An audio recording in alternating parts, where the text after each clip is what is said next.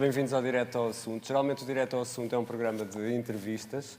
Bem-vindo, aqui está. É um programa de entrevistas, geralmente tem um convidado que é um protagonista do dia, um protagonista noticioso.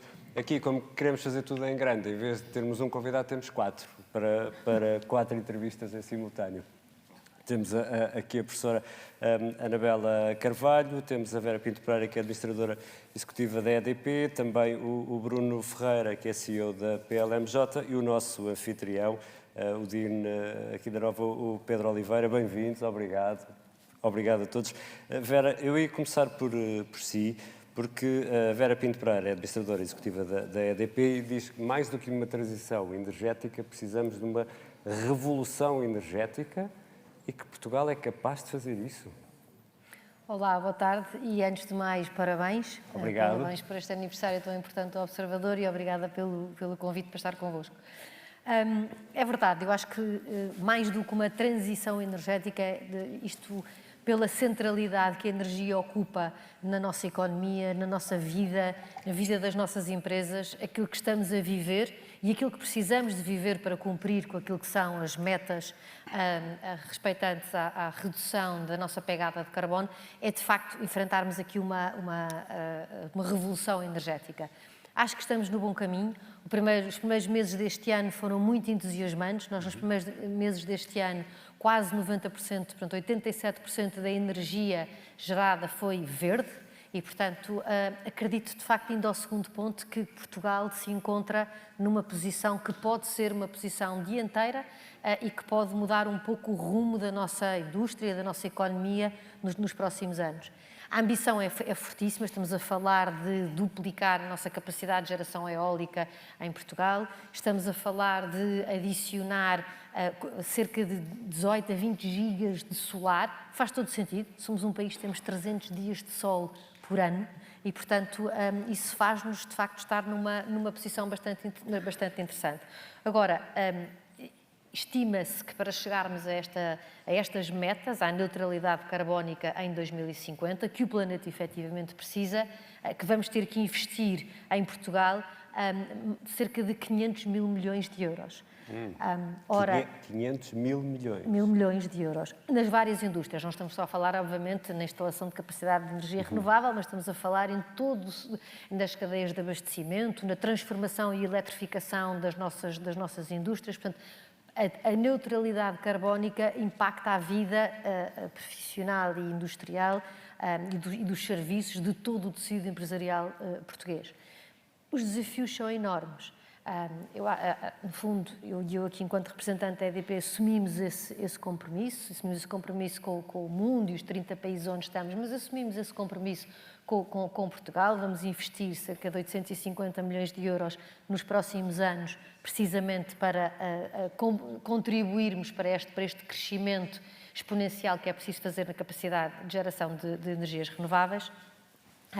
Mas é um contexto que vai exigir capacidade do país atrair investimento global. Para isso temos que ter um quadro regulatório estável, temos também que ter um quadro regulatório preparado para lidar com todas estas novidades, porque estamos perante uma verdadeira transformação daquilo que é o sistema elétrico. Nada é como era. A nível da produção de energia. Tudo irá ser diferente, desde os temas do armazenamento, aos temas da flexibilidade, que são fundamentais. Quando temos tanta energia renovável no sistema, vamos ter uma volatilidade enorme e, portanto, temos que ter capacidade de remunerar serviços de sistema, de fazer gestão de flexibilidade. Isto são desafios grandes para a regulação.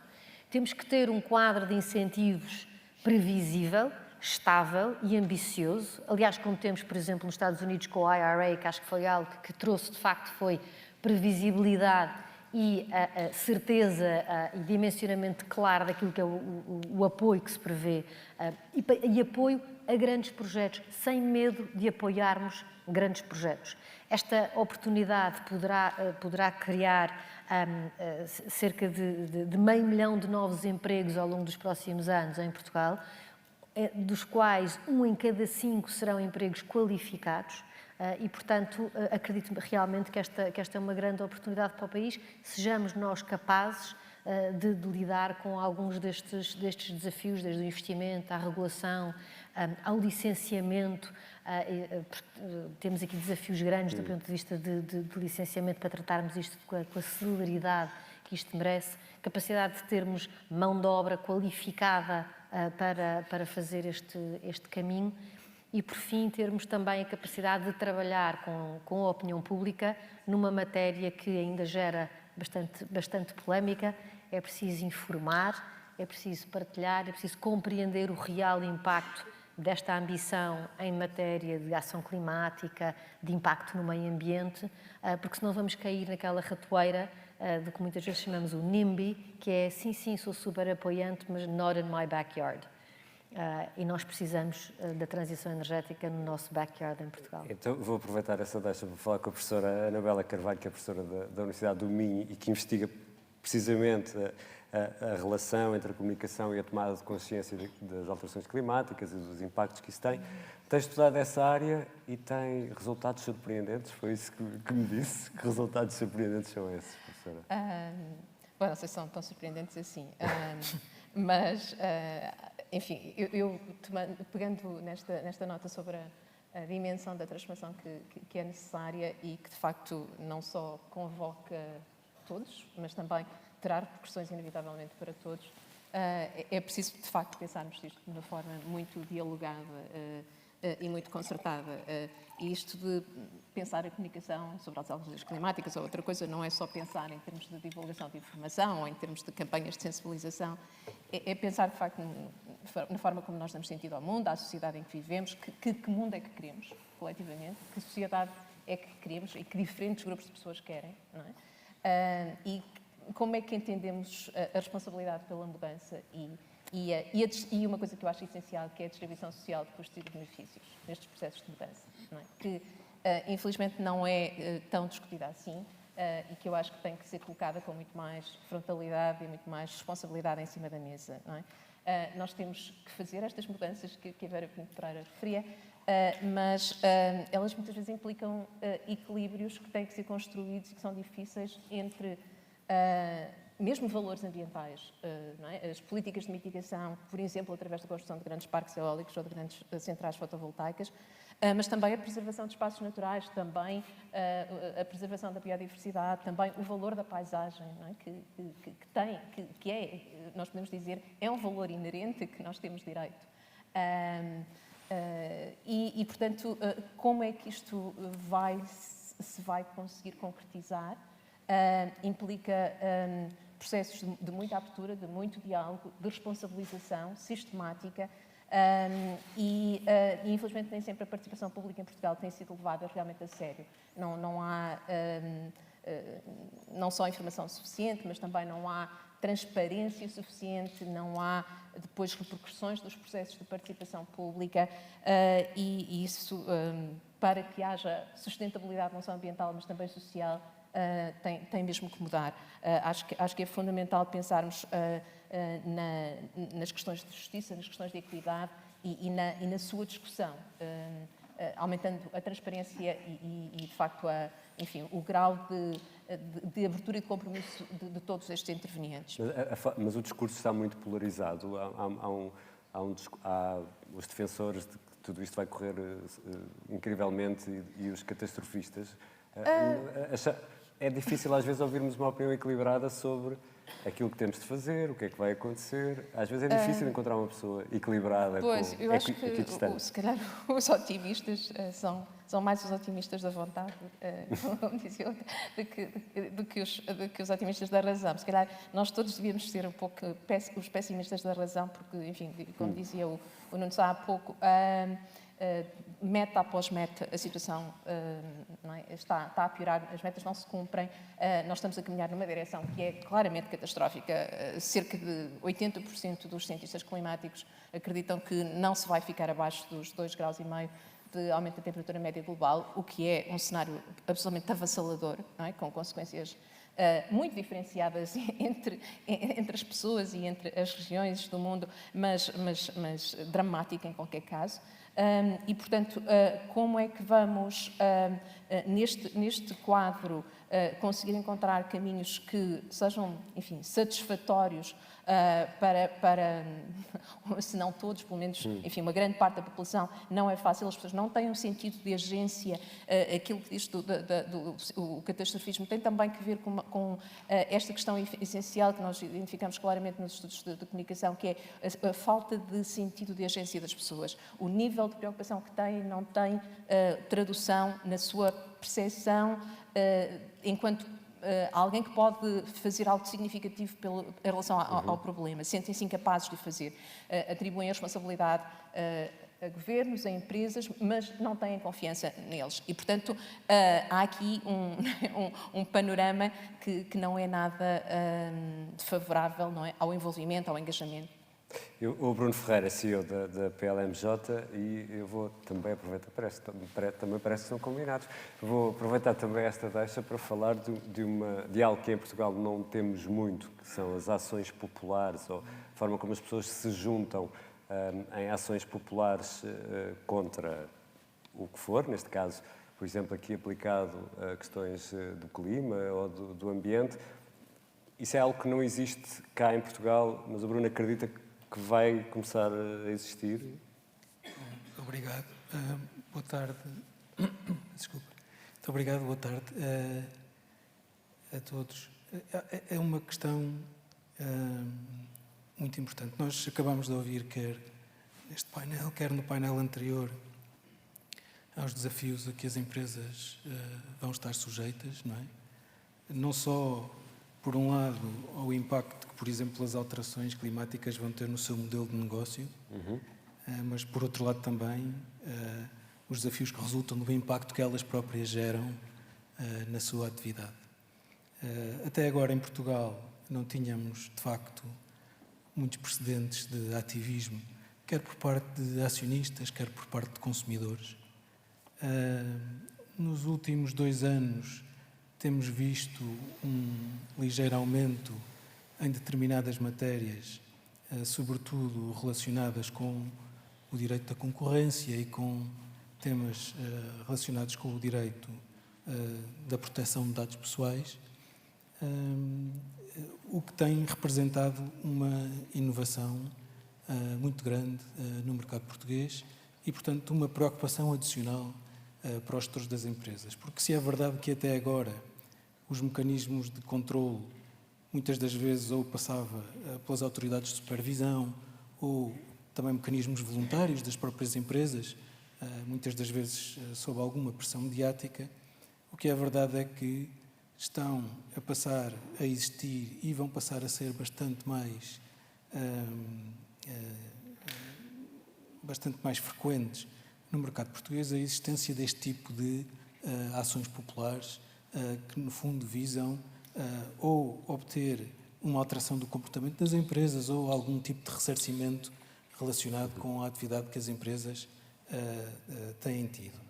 Nós já, nos Estados Unidos, sobretudo, isto já é bastante frequente, todos nós ouvimos falar das class actions, também ouvimos já falar da existência de class actions ou mesmo de ativismo dos acionistas, naquela estrutura habitual de comprar umas ações na empresa por parte do fundo de hedge fund, fazer uma campanha pública, quer para a empresa desinvestir em determinada área ou vender determinada subsidiária, estejam os temas relacionados com as alterações ambientais ou com questões relacionadas com a sustentabilidade ou não. Houve já precedentes até bastante interessantes que levaram, por exemplo, a um investimento por parte de um fundo na Apple que acabou por gerar a criação do mecanismo do screen time para, de certa forma, criar formas de mitigar a dependência.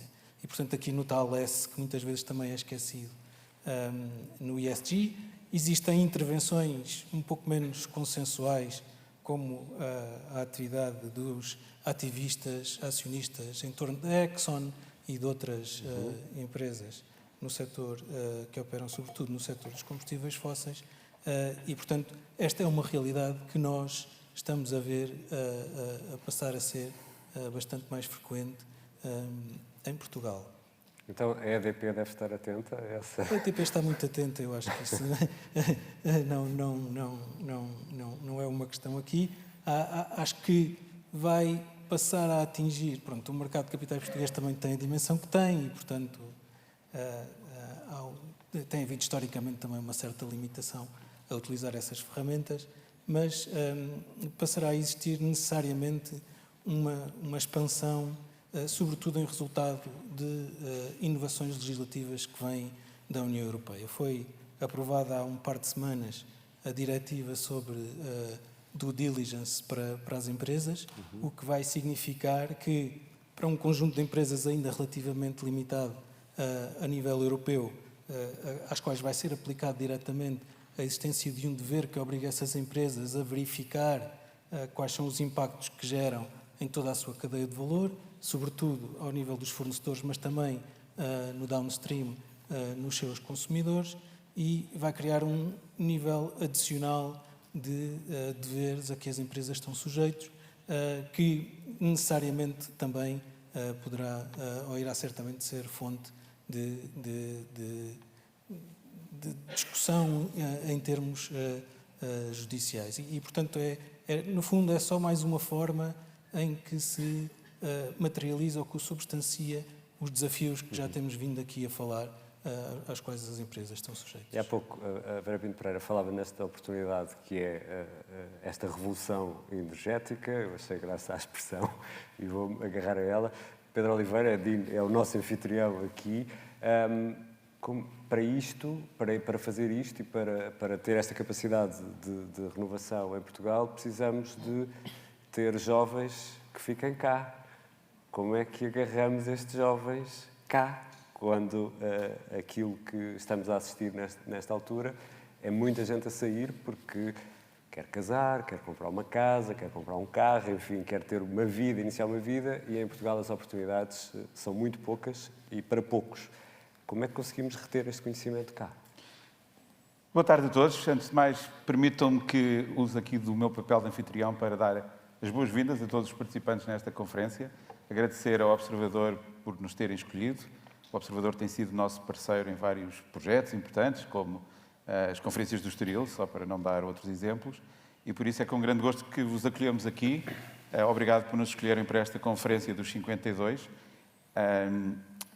E é um prazer ter-vos aqui, porque é muito aqui a cultura da nossa casa, é uma cultura muito aberta de incentivar debates como estes e, portanto, muito obrigado por cá estarem.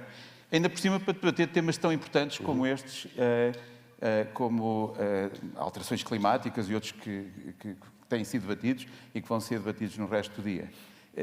Nós hoje em Portugal estamos, agora pensando na sua pergunta, estamos de facto numa situação muito curiosa, porque Portugal e as universidades em particular nas nossas áreas, nós somos uma escola de economia e de gestão, de finanças, de outras áreas complementares da economia e da gestão, e hoje somos uma escola muito internacional. O que é que isso significa? Significa que atraímos para Portugal, que é uma coisa completamente nova, uma coisa diferente do que aconteceu, sem dúvida, no passado, atraímos muitos alunos. Eu posso vos dizer que nós acabámos de fechar as admissões, por exemplo, ao nosso mestrado. Este ano tivemos mais de 4.800 candidatos para 1.700 vagas, o que significa que vamos admitir cerca de um terço dos alunos. E o que nós temos hoje, ainda não sei exatamente a distribuição dos estrangeiros no grupo dos alunos aceites, mas o que nós temos hoje é 72% de alunos internacionais, por exemplo, no nosso mestrado, representando 92 diferentes nacionalidades. E acho que isto é algo bastante diferente do que era o ensino há uns anos atrás, em Portugal. Portugal não era um destino para alunos de ensino superior. Pelo contrário, havia muitos alunos daqui que iam estudar para fora, como continua a haver. Obviamente, o que aumentou de uma maneira geral também foi a mobilidade. O processo de Bolonha tem muito a ver com este acréscimo de mobilidade. Mas se pensarmos que hoje temos em Portugal várias escolas, esta não é a única, mas esta, penso eu, é sem dúvida a líder, que atraem alunos de todo o mundo para estudar e que, de repente, Portugal, em algumas áreas, se está a tornar um país parecido com aquele que foi os Estados Unidos, a Inglaterra, a França, a Alemanha, a Holanda, que eram, se calhar, alguns dos destinos típicos para estudar, pela qualidade das suas universidades. Temos aqui uma situação completamente diferente do que era no passado, em que, se calhar, Portugal era muito conhecido e continua a ser, e ainda bem, não é? Por aspectos como, ou por atividades como o futebol. Eu acho que as nossas universidades, se calhar, ainda não nos trazem a popularidade do futebol, mas trazem-nos um prestígio global que é bastante importante. E, portanto, acho que Portugal ser hoje também conhecido pela qualidade das suas universidades, e desculpem-me que falo outra vez aqui da nossa escola, nós, de facto, estamos hoje, temos que dizer sem grandes rodeios, numa das melhores escolas da Europa, em que, por exemplo, o nosso mestrado de Finanças é o 11º no mundo, o nosso mestrado de Gestão é o 15º no mundo, o nosso mestrado de Hospitality and Management, que é uma especialização da gestão, é o 16º no mundo. A nossa formação de executivos acabou de passar para a 13ª no mundo. Portanto, isto é bastante extraordinário quando pensamos que, ainda por cima, não somos a única escola que está nos rankings globais. E ainda bem. Portanto, há aqui qualquer coisa de extraordinário porque estamos a trazer todo este talento para Portugal. A sua pergunta era o que é que temos que fazer para que eles fiquem. Porque, de facto, o que está a acontecer, não apenas com o talento que chega, como com o nosso próprio talento, os portugueses que aqui estudam, é que quando eles vão à procura de emprego, muitos deles dizem-nos que nem sequer tentam encontrar emprego em Portugal. Nós temos 2 feiras de emprego aqui na escola. Uma delas, este ano, teve 100% de participação de empresas estrangeiras. A outra é maioritariamente portuguesa, mas haver feiras em que todos os empregadores são estrangeiros é também bastante diferente do que aquilo que era no passado. Portanto, naturalmente, hoje as nossas organizações, as nossas empresas, não estão a conseguir oferecer condições para que muitos destes recém-graduados cá fiquem. E, portanto, acho que vale a pena pensar nisto de uma forma mais estruturada. Há certamente razões que têm a ver com condições de carreira em Portugal, há condições que têm a ver com os salários que as nossas empresas conseguem oferecer. E, portanto, valia a pena pensarmos porque é que nós não estamos a conseguir reter este talento. Porque eu não acho, por um lado, muito preocupante que as pessoas saiam, acho até positivo, desde que elas depois tenham condições para voltar. Desde que elas regressem. Os nossos portugueses irem embora não tem nada de mal, desde que eles depois, mais tarde, voltem. Os portugueses, nós sabemos que vão, se calhar, acabar por voltar por uma razão ou por outra, certamente por razões pessoais, mas era importante que eles viessem, se calhar, mais cedo do que tarde, que ganhassem mundo e que voltassem. Os outros, e nós mantemos muito contacto com os outros, nós, por exemplo, temos estado a criar alumni chapters um pouco por todo o mundo e é bastante, devo-vos dizer, bastante quase inspirador e até emocionante quando se chega...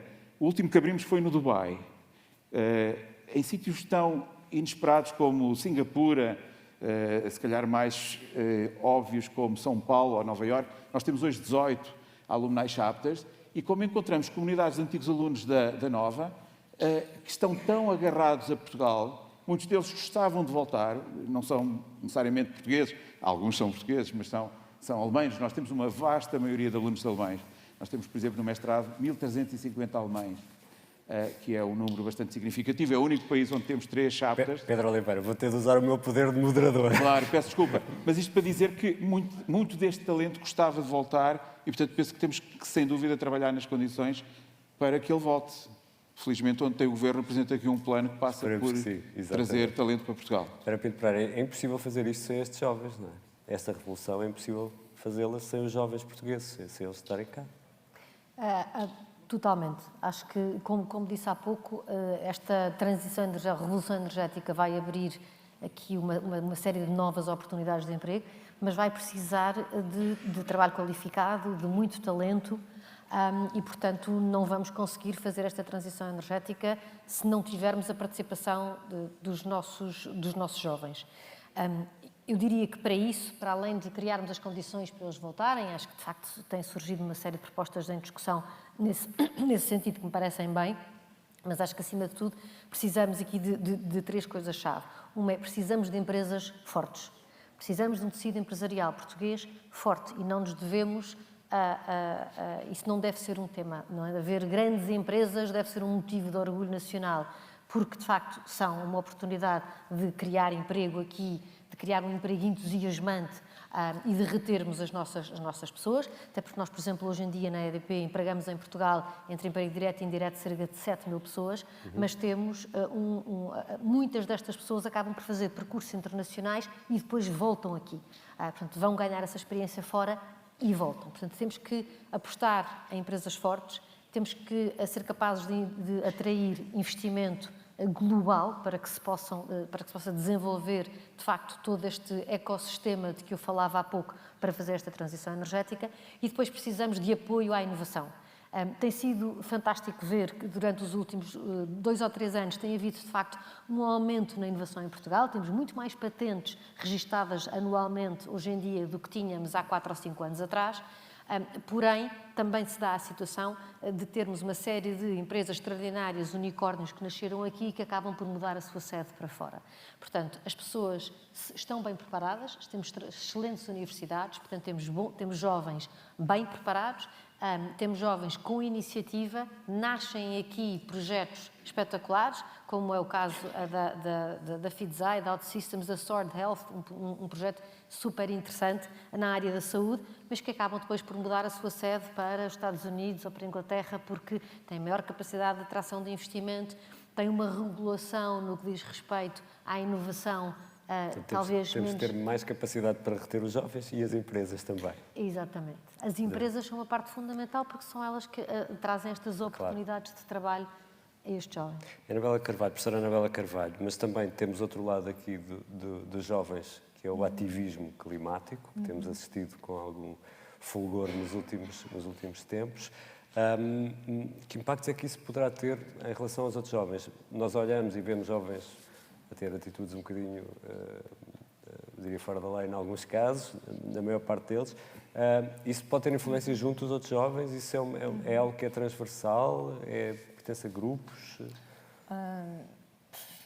Tipicamente está relativamente localizado, não é uma questão generalizada, a não ser o que assistimos em 2019 com aquelas marchas, aquelas manifestações estudantis gigantescas no mundo inteiro, com milhões de jovens em diferentes momentos ao longo de 2019, depois veio a pandemia e isso esmoreceu inevitavelmente, mas à parte desse movimento, de facto, os ativismos climáticos que existem atualmente, e eles são de diferentes tipos, alguns mais conservadores, outros mais disruptivos, e eu acho que é fundamental nós pensarmos, de facto, na questão da disrupção e no ativismo disruptivo em tudo isto. Porque não podemos continuar na mesma senda que nos levou até aqui. Mas esse ativismo, enfim, existe em grupos pequenos de pessoas. Nós temos um projeto coordenado pela Universidade do Minho chamado Just Futures, que procura pensar, analisar os imaginários políticos dos jovens relativamente às alterações climáticas. E, de facto, encontramos aspectos bastante interessantes na forma como, por exemplo, eles lidam com a ansiedade climática em alguns grupos de ativistas no sentido de, enfim, de mobilizar o medo, a raiva, a frustração para formas de colaboração e de ativismo que são também espaços de experimentação, de aprendizagem, até de experimentação de novas formas de organização social e de novas formas de democracia na forma como eles gerem os seus próprios grupos. Para além disso, há a questão da repercussão social e do que é que isso pode significar.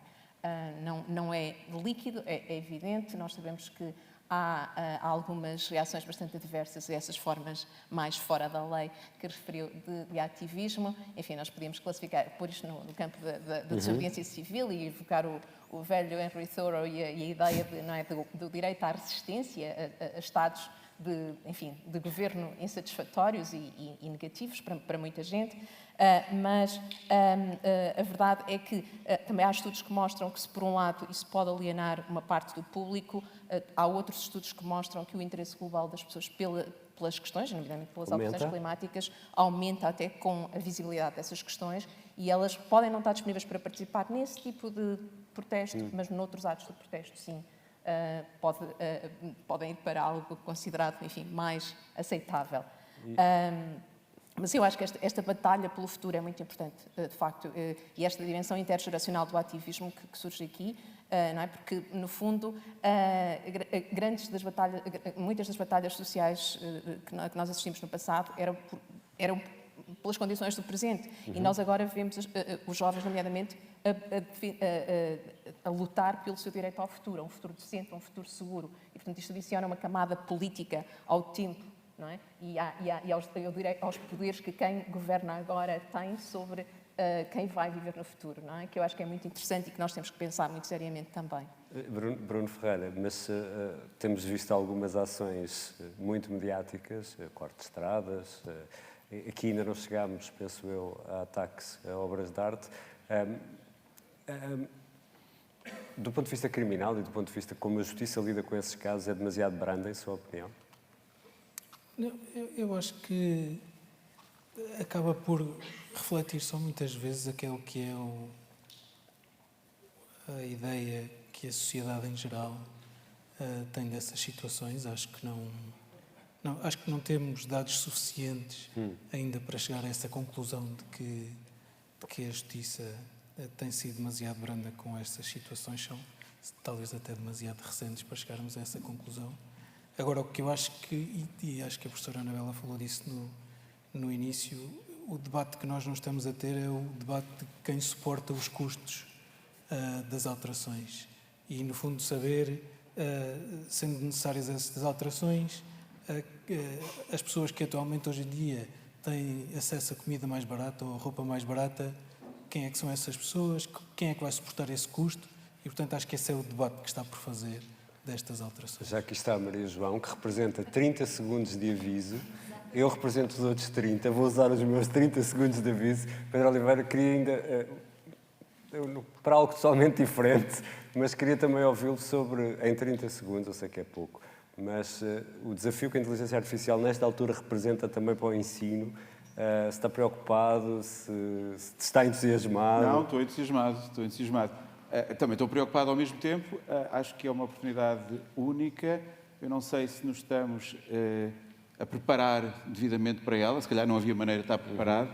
Mas o que, por exemplo, quando comparamos as iniciativas das várias partes do planeta, parece muito mais do que os Estados Unidos estão a liderar. Sem dúvida, a China está a tentar seguir e parece que na Europa estamos ainda muito preocupados com regular, proteger. Se calhar esperava mais empenho dos europeus, que ainda agora criaram, por exemplo, um Office AI, que parece mais burocracia europeia do que propriamente um incentivo à inovação, que criámos já um AI Act, não é? Já somos a primeira região do mundo que já regulou, uma coisa que ainda ninguém sabe exatamente o que é, e, portanto, obviamente isso vai ter impacto na educação, como já teve. E nós, se calhar, nesta indústria como nas outras, não estamos ainda a fazer o suficiente para agarrarmos esta enorme oportunidade. Obrigado. Obrigado, Pedro Oliveira. Obrigado a todos. Obrigado por terem participado neste Direto ao Assunto. Obrigado.